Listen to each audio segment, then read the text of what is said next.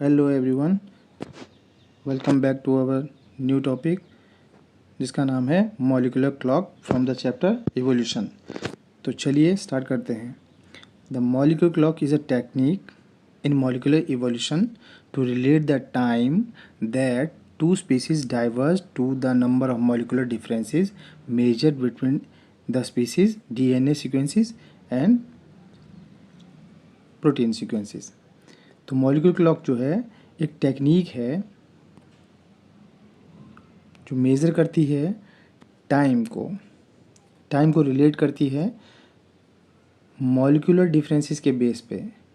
Molecular differences के base पे time को रिलेट करती है दो स्पीसीज़ के बीच में कि उनके डीएनए सीक्वेंसेस और प्रोटीन सीक्वेंसेस में किसी पीरियड ऑफ टाइम में जो चेंजेस हुए हैं, राइट, उनको मेज़र करती हैं और बताती हैं कि ये स्पीसीज़ जो है कितने टाइम पहले इवॉल्व हुई हैं और दूसरी स्पीसीज जो है कितने टाइम पहले इवॉल्व हुई हैं on the basis of their molecular differences.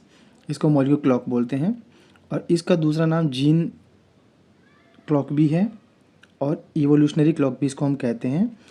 इस मॉलिक्यूलर क्लॉक और इवोल्यूशनरी क्लॉक और जीन क्लॉक को जो है एक हाइपोथेसिस दी गई थी by Emily Zuckerkandl and Linus Pauling ने एम्पिरिकल ऑब्जर्वेशन, मैथमेटिकल ऑब्जर्वेशन के बेस पे एक हाइपोथेसिस दी थी।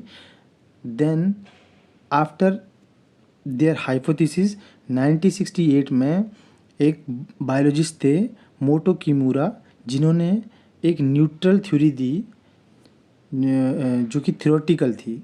उसको इस हाइपोथेसिस में ऐड ऑन किया गया, देन बन गई हमारी मॉलिक्यूलर क्लॉक। अच्छा, अब ये हाइपोथेसिस कहती क्या थी? ये कहती थी कि डीएनए और प्रोटीन सीक्वेंस जो है वो इवॉल्व करते हैं relatively constant over time among different organism. मतलब किसी भी ऑर्गेनिज्म का डीएनए और प्रोटीन सीक्वेंस जो हैं वो वेरी कॉन्स्टेंटली जो है इवॉल्व होते रहते हैं किसी भी स्पीसीज़ के। सपोज़ मैं एक एग्जांपल देता हूँ कि एक कोई स्पीसीज़ ए है जो 100 साल पहले जिसके डीएनए या प्रोटीन के सीक्वेंसेस में कुछ चेंजेस हुए, और एक स्पीसीज़ ऐसी है जो 200 ईयर बैक जो है 200 साल पहले उसके डीएनए और आरएनए प्रोटीन के सीक्वेंसेस में जो है कुछ चेंजेस हुए, इवॉल्व हुई, वो कुछ चेंजेस हुए उनमें। तो वही जो है मॉलिक्यूलर क्लॉक पता लगाती है और उन डिफरेंसेस में एक 200 साल पुराना है चेंजेस इवॉल्व हुआ है और एक 100 ईयर बैक इवॉल्व हुआ है। उन दोनों में जो डिफरेंसेस होगा उस डिफरेंसेस को ही हम मॉलिक्यूलर क्लॉक के बेस पे पता लगाते हैं और बता पाते हैं कि ये इतने टाइम पहले इस पर्टिकुलर स्पीसीज से इतने टाइम पहले जो है इवॉल्व हुआ है, कौन सबसे पहले इवॉल्व हुआ है। That is all about this molecular clock. अब हम देखते हैं नेक्स्ट अपना न्यूट्रल थ्योरी, जिसको किमूरा ने दिया था। न्यूट्रल थ्योरी जो थी मोटो किमूरा ने उस थ्योरी को दिया था। तो ये थ्योरी सपोर्ट करती है मॉलिक्यूलर क्लॉक को थ्योरेटिकली। तो चलिए देखते हैं इसमें क्या है।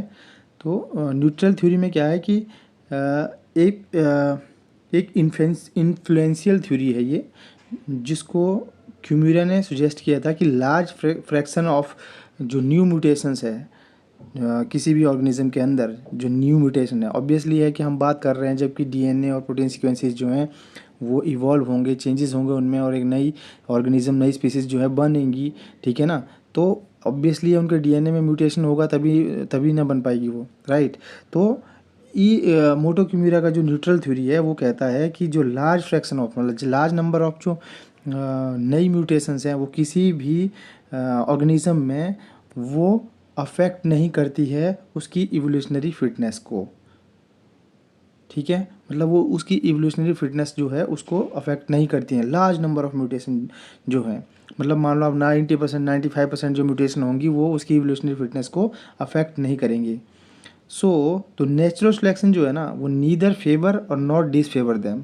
तो फिर इसका ये मतलब हुआ, इट मीन्स कि जो नेचुरल सिलेक्शन है वो ना तो उसको फेवर करेगी और ना ही उसको डिसफेवर करेगी।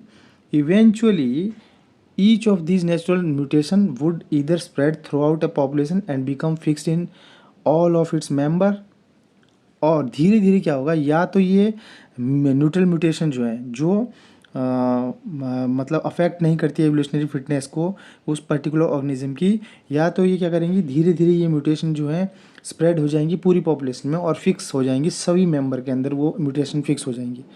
और अदरवाइज एक तो ये होगा, और दूसरा हो सकता है कि they would be lost entirely in a process called genetic drift, और या तो वो म्यूटेशन जो है लॉस्ट हो जाएंगी drastically entirely from that particular population, उस पूरी पॉपुलेशन से, उस पूरे ऑर्गेनिज्म की जो पॉपुलेशन होगी by the process of genetic drift, जो हमने प्रीवियस वीडियोज़ में कवर किया है कि व्हाट इज जेनेटिक ड्रिफ्ट। तो क्यूम्यूरा ने बोला कि the rate at which neutral mutation become fixed in a population, right, और उसको उन्होंने बोला substitution rate is equivalent to the rate of appearance of new mutation in each member of population. मतलब Kimura ने बोला कि जो रेट रहेगा न्यूट्रल म्यूटेशन का फिक्स होने का किसी भी पॉपुलेशन में, उसको उन्होंने सब्स्टिट्यूशन रेट बोला, और बोला कि वो इक्विवेलेंट होगा rate of appearance of new mutation in each member of the population. मतलब जो फिक्स होने का म्यूटेशन के किसी भी ऑर्गेनिज्म में म्यूटेशन के फिक्स होने का जो रेट रहेगा किसी भी पॉपुलेशन में, वो इक्विवेलेंट रहेगा, बराबर रहेगा नई म्यूटेशन होने के जो रेट है, नई म्यूटेशन अपीयर होने का जो रेट है किसी भी मेंबर पॉपुलेशन में, उसमें वो इक्वल रहेगा। तो इससे ये पता चला कि provided that mutation rate consistent across species but the substitution rate would remain constant through the tree of life.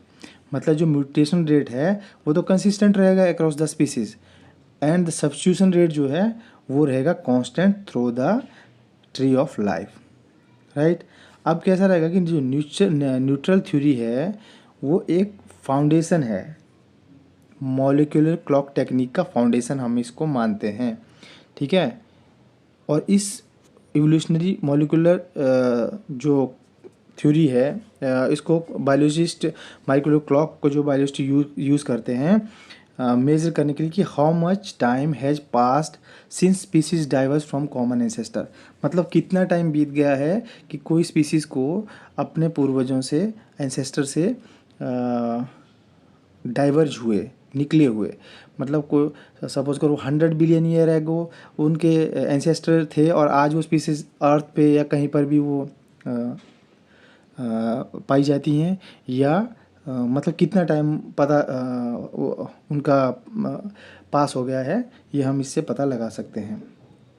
Okay, the next is our topic geological time scale. तो जियोलॉजिकल टाइम स्केल में हम क्या करते हैं कि geological time scale जो है एक क्रोनोलॉजिकल सीक्वेंस है जियोलॉजिक एंड इवोल्यूशनरी इवेंट का, जो कवर करता है physical formation and development of earth. इसको हम जियोलॉजिकल टाइम स्केल बोलते हैं। मतलब एक क्रोनोलॉजिकल सीक्वेंस है, ठीक है, जो दो चीज़ों को आपस में इंक्लूड करता है। First geological and second evolutionary event. Geological event और इवोल्यूशनरी इवेंट जो है क्रोनोलॉजिकली होंगे, ठीक है, और कवर करेगा physical formation and development of earth को, ठीक है। इसको बोलेंगे हम जियोलॉजिकल टाइम स्केल, राइट। अब जियोलॉजिकल टाइम स्केल को डिवाइड करते हैं, जैसे हम अपने नॉर्मल टाइम जो रहता है उसको डिवाइड करते हैं ना, minute, second, hours and then so on, right. तो ऐसे ही हम जियोलॉजिकल टाइम स्केल को डिवाइड करते हैं ईओन, ईरा, एरा भी बोल सकते हैं इसको, पीरियड, इपोच, एज, राइट।